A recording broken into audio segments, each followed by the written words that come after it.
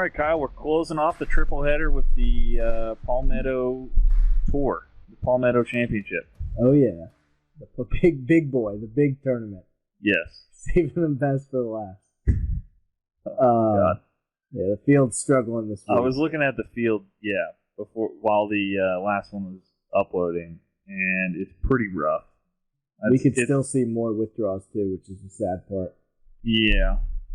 I was looking at the, like Johnny Vegas has no business being in the 8K range. Neither does HV3. And, you got to pay $10,400 for Matt Fitzpatrick and Terrell Hatton. It is crazy. It's crazy. All right, but let's go right into the 10K plus. And we're starting off with Dustin Johnson at 11.4, and then we got Brooksy at 11.1, Matt Fitzpatrick at 10.4, and Terrell Hatton at 10.2. Yeah. I like the long hitters here. I like Dustin Johnson. This is a really long course. Par 71, 7,655-yard course. Yes. Congaree Golf Club in South Carolina. Did you see some of the holes? It's really the front nine. Yep. The par 5 fourth is 645 yards. The par 4 sixth is 522. And the par 4 ninth is 512. That's nuts. So I'm liking DJ here. He's been playing like shit. His irons have not been great, but he still gains strokes off the tee every week. But yeah, those irons have been letting him down. His approach shots have not been great. We'll see if he can get it figured out this week. But I think in this range, I think Koepka is going to be the highest owned guy. Agreed. He might be 70% owned. My two favorites are Dustin Johnson and Terrell Hatton. I think Hatton can do well in a field like this. He's one of the better players in here. Right. And with everyone flocking to Brooks, he might go under-owned.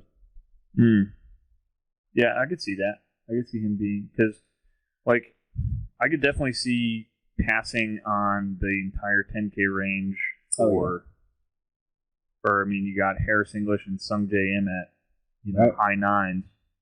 Yeah. Might as well save yourself a couple bucks and not have to take a Corn Ferry guy in the low sevens. Yeah, we could drop right down to the nines. We got Harris English 9,900 all the way down to Garrick Higo. Good old at 9,000. It's another short range, like you said, Sung J, but he's been playing like shit lately. Harris English hasn't been playing the best golf either. But I do like Harris. I like both of them, actually, this week. The questions I have for you are, what do you do with Tommy Fleetwood and Ian Poulter? Not pick them. Staying away? I actually like Tommy Fleetwood this week. Yeah. I could get behind it in this weak field. I could see him doing pretty well. And there's a lot of sand here. Lots of sand. It's modeled after the Australian courses. And Ian Poulter's great at the sand. But I'll be staying away from him. Yeah. And I can't take a Patton Kazire at 9,100. I just can't do it. He was minimum price 4 weeks ago. Right. Yeah. Yeah, and definitely staying away from Higo at 9K. Yeah. Want to take us to the eights? So, the eights, we're starting with, let me scroll back up, Alex Noren at 8,900, and going down to Doc Redman at 8K. Yep. And this is an interesting 8K range. If you had told me just a couple of weeks ago when I was all over Johnny Vegas, if you asked me if I'd like to pay $8,300 for him, I would have told you politely to go to hell. Right. I love him in the 7K range, but not so much in the 8Ks. Agreed.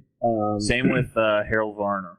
Yeah, I love Harold Varner. He was our go-to in the low to mid 7 range when we were spending all our money. And you'd like to think if he's ever going to win a tournament, it'd be a field like this.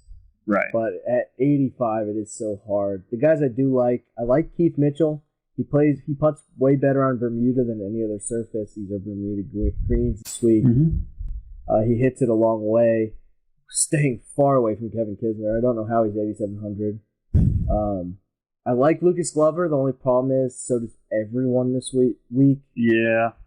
This is like his hometown course.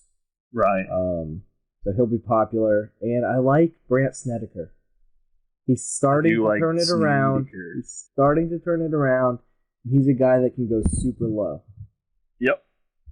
Yeah, I think you're spot on Snedeker. That's about the 8Ks for me. And I probably will play Harold Varner still. I love him. Yeah, and I'll probably still take Johnny Vegas. Right, yeah, exactly. You got my brain in a pretzel here, DraftKings. Yep. 7,000 range. We got Danny Willett starting at 7,900, dropping this one, all the way down. This one is pretty vast. To Satoshi Kodaira. Yes. Who do you like in the 7th, Scott? I like Uline.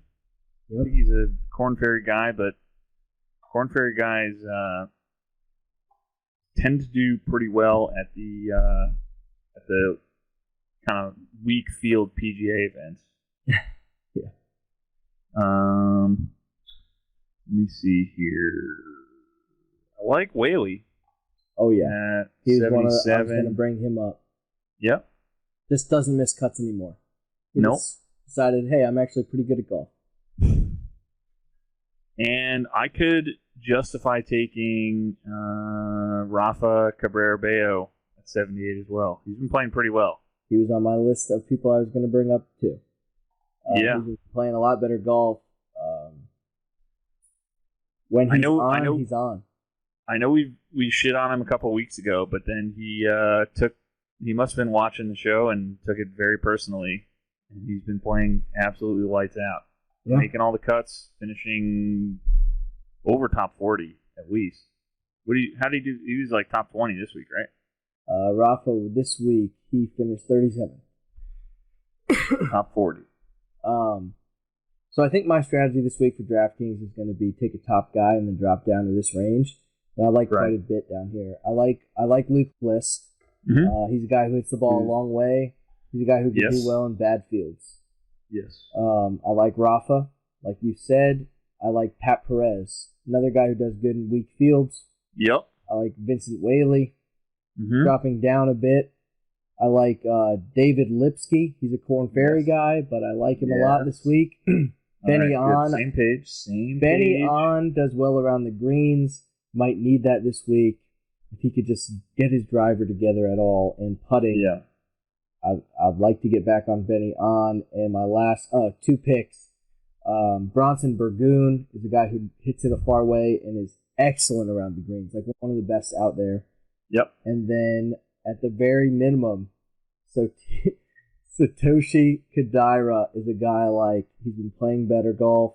He pops every now and then. I think this is one that he pops. I like that. I definitely like Burgoon as well. Yes. And then let me just ask you this. Should we just throw out the 6K range or what? They're horrible. They're horrible. They're pretty fucking terrible. I was reading there's a couple college players in here. And looks like a lot of corn in this 6K range. Anyone stick out to you? Looking. The rat is down here, Kiradek. But he's been sucking on the Corn Ferry. Kevin Tway hits it a mile. He's in the guy maybe with this long course. Nope, nothing so far. Me, but the upper sixes, if anything, JJ Spawn. I guess he's a ball striker. Maybe Sung Kang, but probably not. And Kevin Chappell, another one. Yeah, he's down on the Corn Ferry. He used to be a regular PGA guy, but I think avoiding the sixes this week is going to be part of my strategy. Yeah. Don't waste all your money on the top guys and then have to resort to someone like a fucking Ryan Blaum. Yeah, and I was 63. Able to make 2 lineups this week. This is like kind of what I was talking about. I'm going to start at the very top with Dustin Johnson at 11-4. My next player is Harold Varner III at 85, followed by Rafa. Yes. Vincent Whaley. So far. Definitely love it so far. David Lipsky and Bronson Burgoon. I think if you avoid the sixes, you can make a decent team. My other team, I started at Terrell Hatton because he's someone I wanted to include. Okay. I went with Terrell Hatton, then dropped down to Keith Mitchell, Killer Keith. Okay. Killer Keith.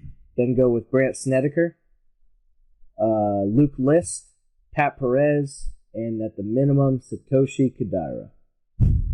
I love both those teams. Yeah, I like the first one more, but that probably means that the second team is going to do way better. Right, exactly. You want to do a beer bet this week, or is the field too bad? We could do a beer bet. Yeah, absolutely. So let's do...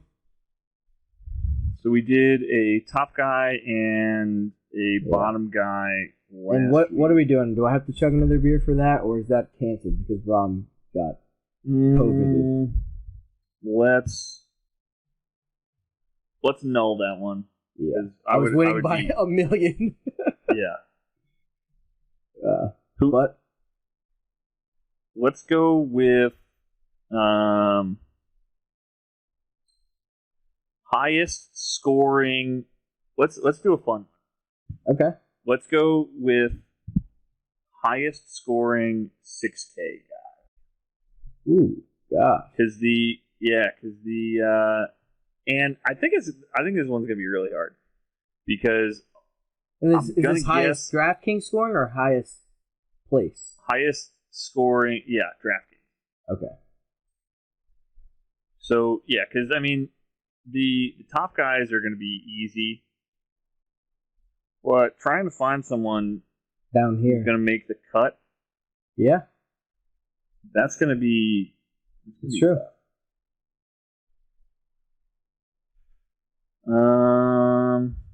Should we pick two just to give ourselves a shot? Sure. A shot of one making the cut? Sure. Since my player had to withdraw, you could pick first. Pick one. We'll do 1-1-1-1. Yeah. Okay.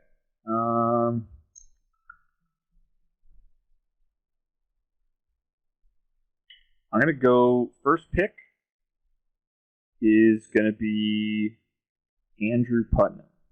Andrew Putnam. 6,900.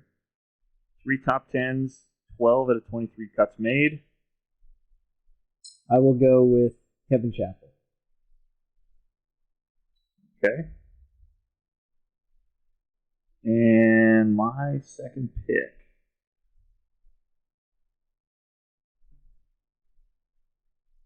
I don't like it a lot, but I'm going to go with Ches Reavie. All right. And I'm going to dig deep here and go Grayson Murray. Oof. All right. So, beer bet. Beer bet. All right. Yeah, it was a short one this week. I mean, there's not much to say about this one. Yeah, I don't think anyone wants to hear us talk for 25 minutes about Corn Ferry guys. Do you know why they're playing here? They're playing here because the Canadian Open got canceled. Yes. Yeah, because of COVID. Still. 2 years in a row. Fucking Canucks, man. Get it together. Yeah. Come on. All right. That'll do it. So ends the triple header. All right, buddy. All righty. I'll see you tomorrow. I'll see you.